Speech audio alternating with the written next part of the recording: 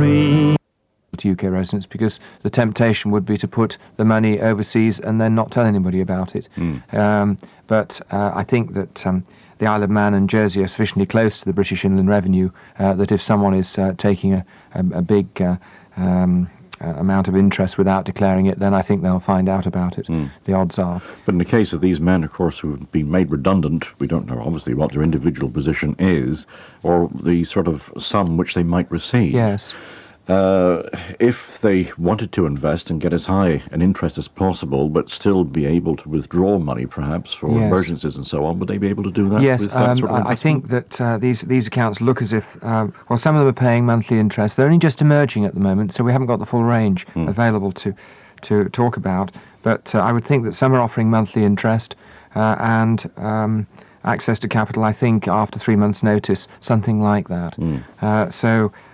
You wouldn't have all your money in there, but if you wanted to maximise the amount of interest you're getting during this difficult period, then these accounts to me look extremely attractive. And the rates of interest offered, remember, are nearly 4% above that you'll find in the high street.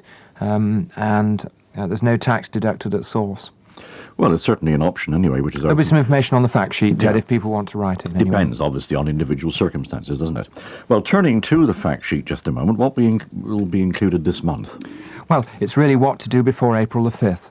And how to rearrange your tax and savings affairs in the most efficient way. A lot of people come up to April the 5th, they never look at their financial affairs, they never check whether they've got everything in the right place and earning the maximum return for them and paying the least amount of tax.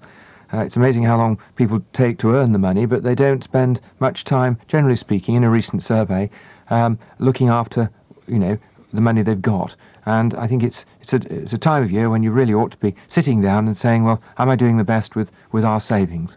And there are all sorts of incentives available from the government for pensions. If you haven't got a pension plan and you're in a job without a pension scheme, major tax relief available there.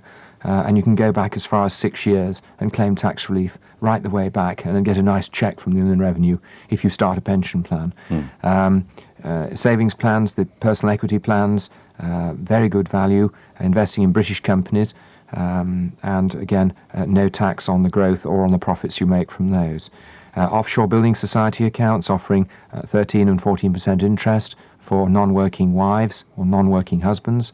Would increase your savings return substantially, particularly if, say, the husband is paying high rates of income tax and the wife is paying no income tax. That's the most dramatic example, where your actual return on your money after tax is almost doubled, in an example which I'm going to give on this month's fact sheet. So lots of things to bear in mind, and keep your eyes open for this year's budget. It's the first budget of Chancellor Major, and I think he'll be keen to make a mark and make it quite a distinctive and interesting budget. I hope he does something for first-time buyers. I hope he increases the state pension, which I think is falling well behind European equivalents. What could he do in that direction, though? Well, he could just increase it. I mean, I think the pension increases in recent years have been miserly, and he's had the cash, but the government have chosen not to spend it in this way. And I think first-time buyers are having a tough time. The government supports home ownership. I'd like to see some encouragement in that direction. I think with the workforce shrinking, I think the government needs seriously to consider offering working wives with children some tax benefits for creche facilities at work, that sort of thing, to encourage employers to do it, because we're going to need all the women in the workforce as the population decreases. And I think the government really ought to take that on board. So plenty of things contained in this week's or this month's fact sheet. And if you would like to get a copy of that, then just send in a stamped addressed envelope, and Roger will be only too pleased to forward you a copy. One other thing, I'd like to mention the 5 excellent leaflets free from the Inland Revenue. If you ring up your tax office, they're on independent taxation, and there are 5 booklets. One a guide for husbands on low income, another one a guide for widows and widowers, another one a guide to tax allowances and relief, another one a guide for married couples, and another one, the final one, a guide for pensioners. it's a major change in the way we tax people and the way the government treats people's financial affairs. And so it might be worth everybody really getting a copy of these just to check that they're doing the right sort of thing. Just pop into your nearest income tax office. Or just ring them up and they'll put them in the post, I'm sure. Exactly, Yes. send you a copy. But if you'd like that fact sheet, which Roger prepares each month, then just send us a stamped address envelope to Roger Smith, BBC, Radio Cornwall, Financial Phone-In, Phoenix Wharf, Truro, TR1, 1UA. And Roger's got his hand up again. Yes, I just thought I'd mention that if you want to attach a letter, if you've got a query about how to sort out your own position, please don't hesitate to put that letter in. And if you list where your savings are, then I can perhaps suggest where you redistribute them to benefit most from separate taxation. Yes, if you've got any queries in particular you would like to take up with Roger, then just, as he says, include that note. Roger, thanks very much for joining us today on the Thank programme. you, Ted. I hope the weather's nicer when I come down there. And very nice it looks as well, with cream dolloped on top, although it's slid a little bit. That's right, it's melted, hasn't it? It shows how hot the brandy and Christmas pudding were. I expect it tastes nice. Yeah, and I trust you did follow the reheating instructions when you were doing the Christmas pudding. That's right, and I've listed them here again on my recipe sheet, which people, of course, can write in for with a stamped addressed And envelope. also reheating the mince pies as well. The chart is on the recipe sheet for them. Yes, quite interesting. To reheat the Christmas pudding, that has to be covered because it's really steaming it. But to reheat the mince pies, of course, we don't want those steamed, so you reheat those uncovered. All right. You can't actually cook the mince pies from raw in the microwave oven because it won't cook pastry. And in the combination one, you still have to use the convection only for the small items like mince pies. So it's really a reheating thing for the mince pies. Now, how do you manage? You say you won't cook pastry. The ordinary microwave won't cook pastry because it's not got a browning element. But these combination ones, I think we've done pasties in the past We in have them, indeed. etc. They will cook a mincemeat tart, but not the very small items of the pies. You have to do those. It does have an oven side only, and we do those just on the oven side, because the microwave then is too fierce for the mincemeat in the centre if you cook them from raw. I see. Yes, because they are quite small, of course, and Yes. it doesn't take very long to cook them. That's right, and you have to be careful not to overheat the mince pies, because we often after Christmas get people who say, and those mince pies, even the seagulls would need them, because they've overdone it, so don't overdo it. Yes, I actually don't like mince pies, too hot, because as soon as you prise them open and put a little bit of cream in the middle, it then makes all the cream sort of runny, and you take one bite and it squirts out all over the place, and you can get a real old gaggle, really. Yes. We really look forward to this Christmas, don't we?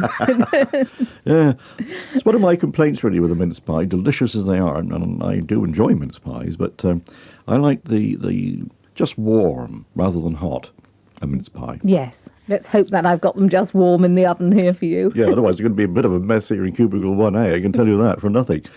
Okay, so that's the mince pies, and we've also got a very fine-looking Christmas cake here as well.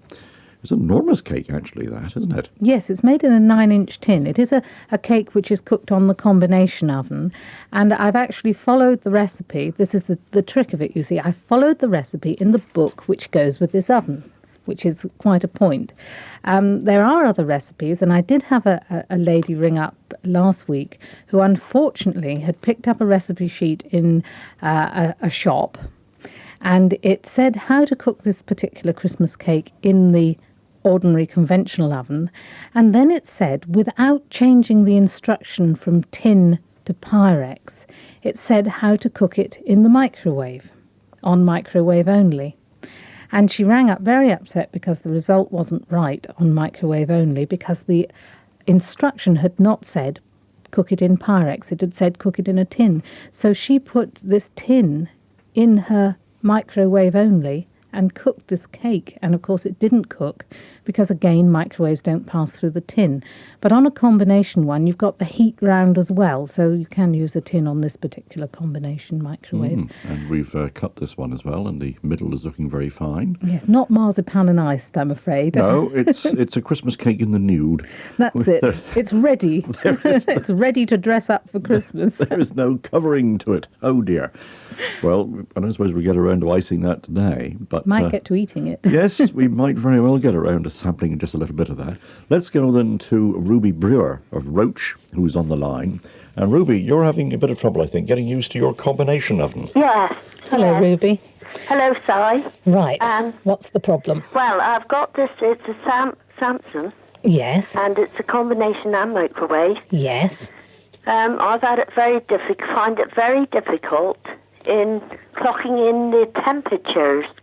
Oh, You yes. know, if it says 250, Yes. I do the time.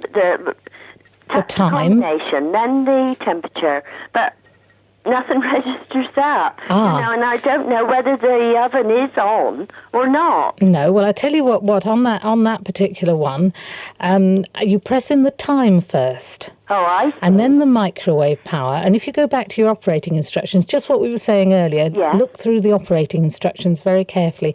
And I'm pretty sure on that one, you press in the time that you want to cook it. Supposing it was something for 10 minutes, you press Yeah. 10 minutes. Yeah, And then you press the microwave power you require. yeah, And then you press the combination yes, button. yeah.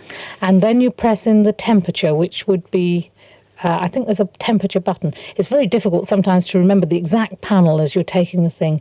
It's time. Wait a minute. Time, press the combination button, press the microwave power you want, and some little lights will come up at the top to show which microwave power you've chosen. Yeah. And then press the temperature, and then choose the temperature you require, which if you wanted 250, you press 2 and 5, and it will come up 250. Oh, yeah. Then you press start, and up on the top will come the 10 minutes, and it will start to count down. And there'll be a little light at the top of the panel and a little light at the bottom of the panel to show that you've got the combination working. Yeah. But your very best way is to go back to that white sheet that you got with the oven, the operating instructions, and fill a Pyrex jug with some water, Yeah.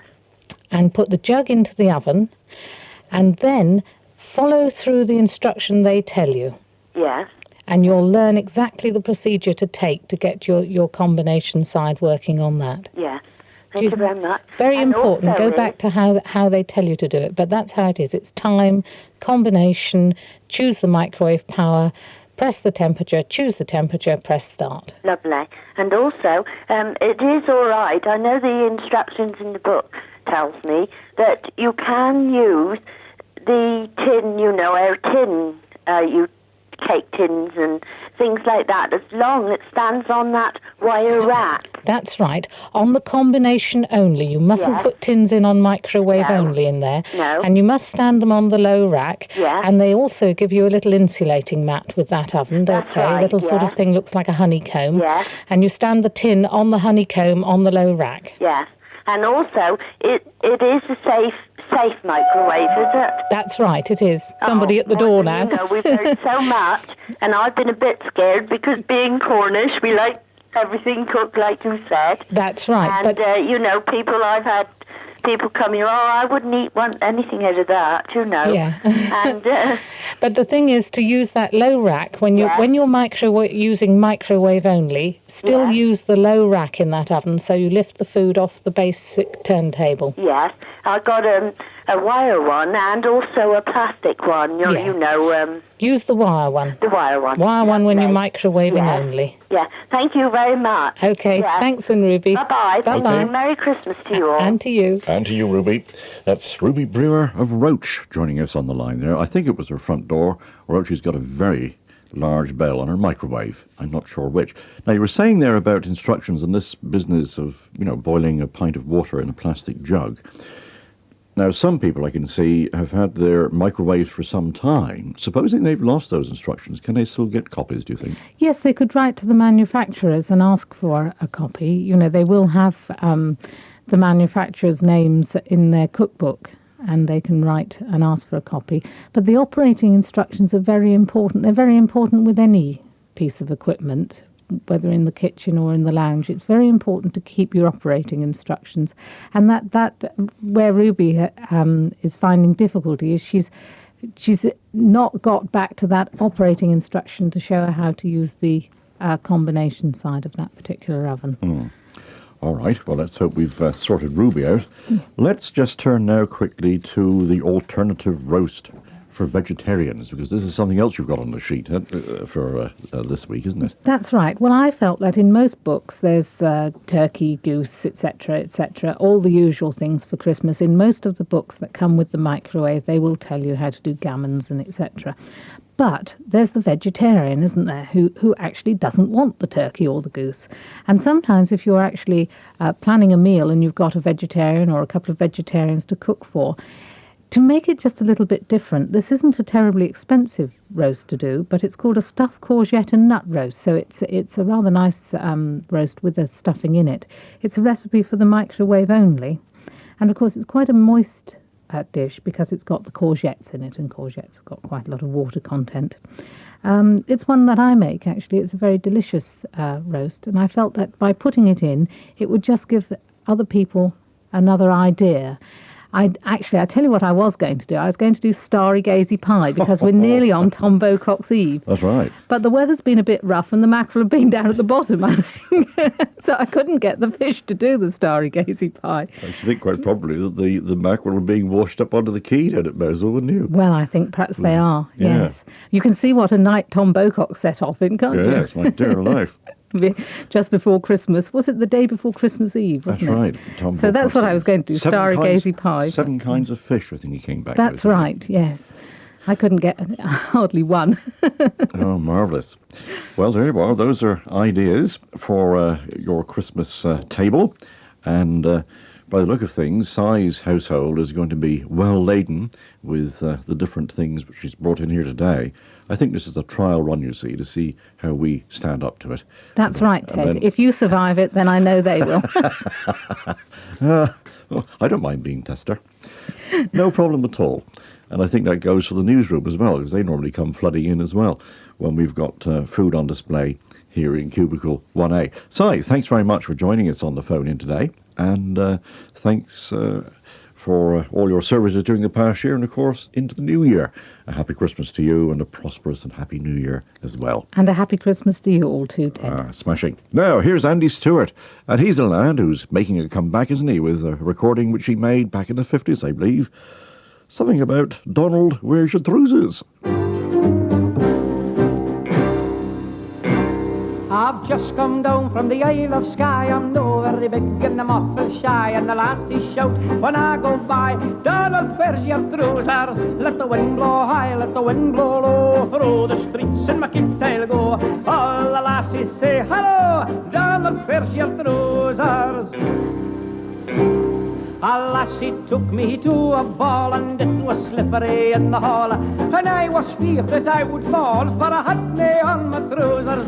Let the wind blow high, let the wind blow low, through the streets in my kilt I'll go. All the lassies say, hello, Donald, where's your trousers? Now I went down to London town, and I had some fun in the underground. The ladies turned their heads around, saying, Donald, where are your trousers? Let the wind blow high, let the wind blow low, through the streets in my kilt I'll go.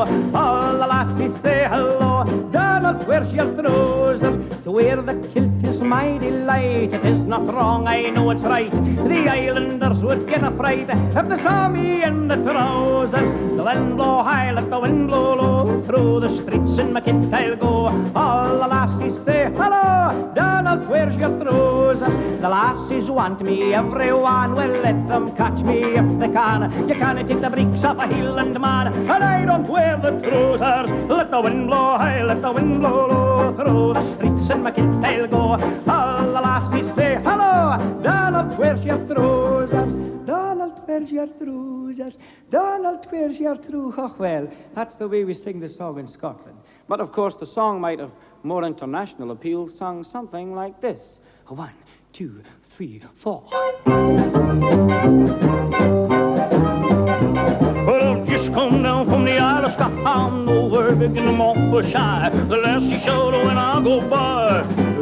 Let the wind blow high, let the wind blow low, through the streets and my field I go. All the lassies shout, go, go! I don't know how is it to the... Oh man, I gotta rock and roll, I gotta move it and groove it to save my soul. Grab your kill and go, go, go. I don't know how is it to the... Let the wind blow hot, I let the wind blow low. Through the ditch my kill I go. Oh yeah, go, go, go. I don't know how is it to the... Hey, don't know. Who is it, Judah? Yeah. Hey, Donald. Hey, just a minute. What are you doing there? Man, I'm rocking it, man. Man, I'm really moving it, man. Well, just you stop rocking it and moving it, man. The song should be sung just exactly like this. Ah, she has come down from the Isle of Skye. I'm over the deck in the muffled shy, and the lasses shout when I go by. Donald, where's your trousers? Let the wind blow high, let the wind blow low. Through the streets in the kilt I'll go. All the lassies say hello. Donald, where's your trousers? Donald, where's your trousers? Julia Knott, Valeview, Ponsanooth. Julia plays the organ, and she was presented with a trophy by Ted Gundry, so I'm told.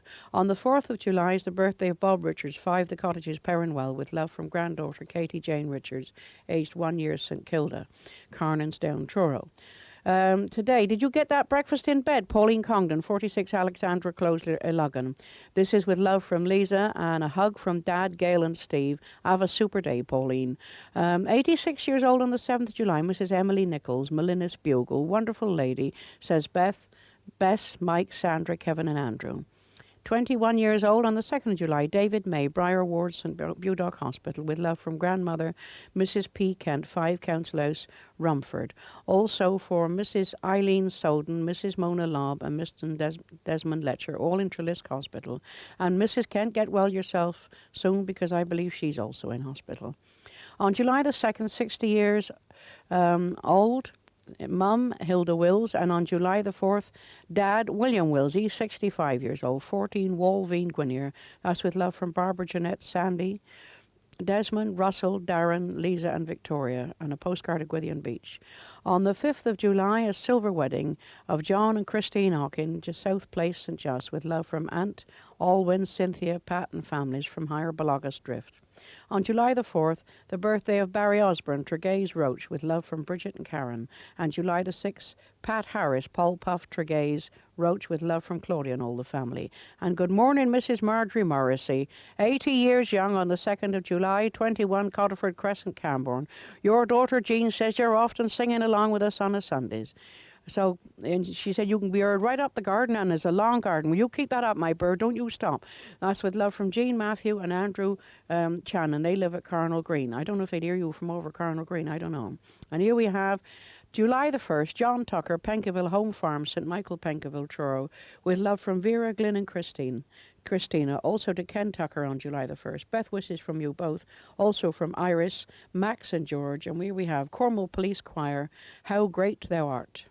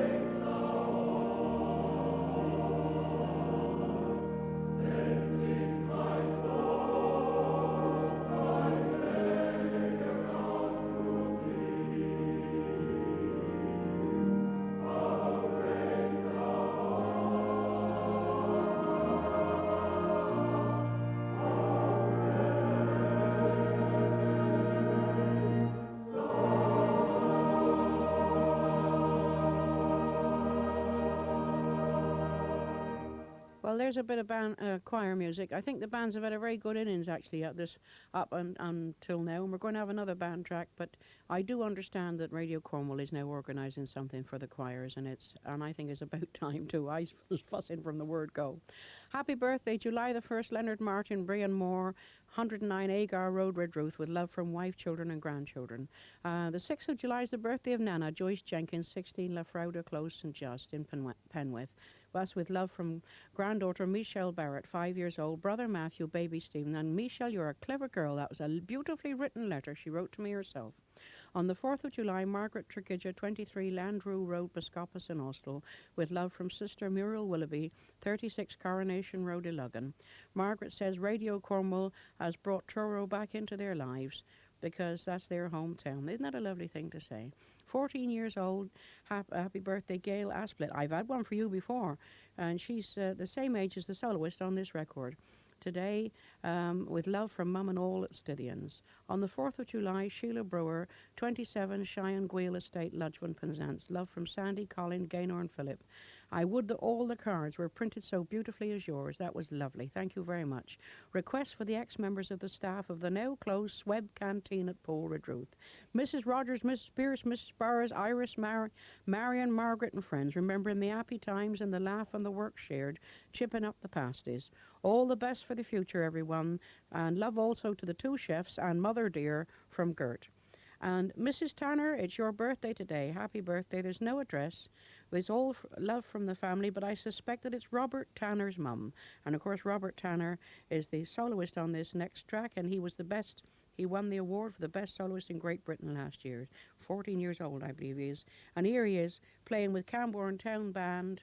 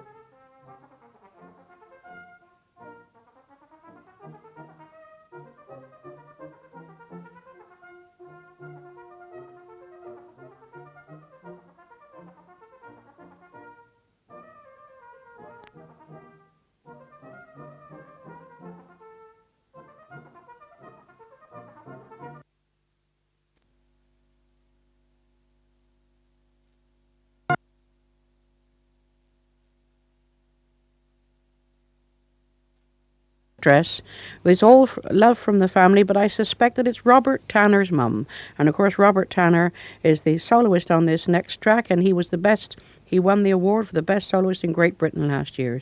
14 years old, I believe he is. And here he is, playing with Camborne Town Band.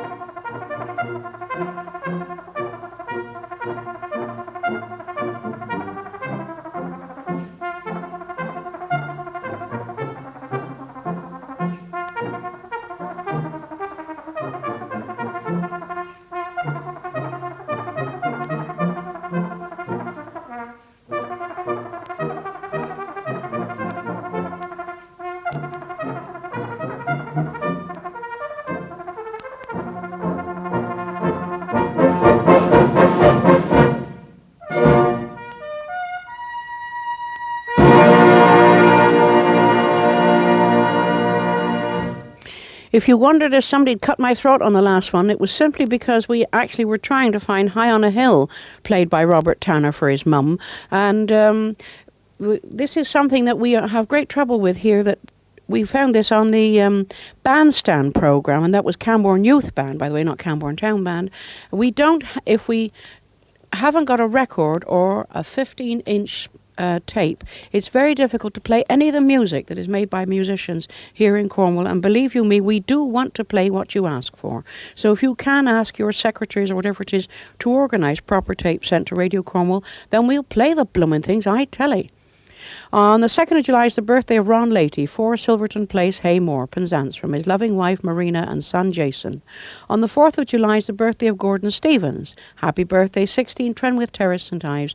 That's with love from your wife Joyce.